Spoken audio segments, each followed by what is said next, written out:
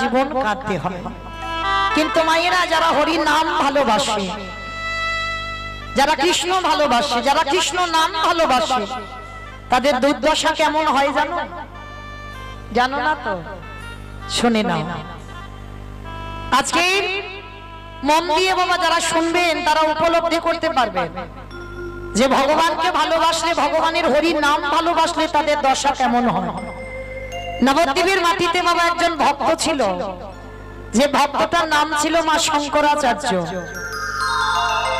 তার স্ত্রী ছিল মাতা সত্যবতী। তবে স্ত্রী বলা ভুল হবে মা, এখানে তিনি ছিলেন সহধর্মিণী। এই যে আমরা যারা আছি, আমরা বউ, আমরা স্ত্রী, আমরা সবাই কিন্তু সহধর্মিণী নয়। সহধর্মিণীদের চরিত্র, তাদের স্বভাব, তাদের ব্যবহার, তাদের চলাফেরা একটু আলাদা হয়।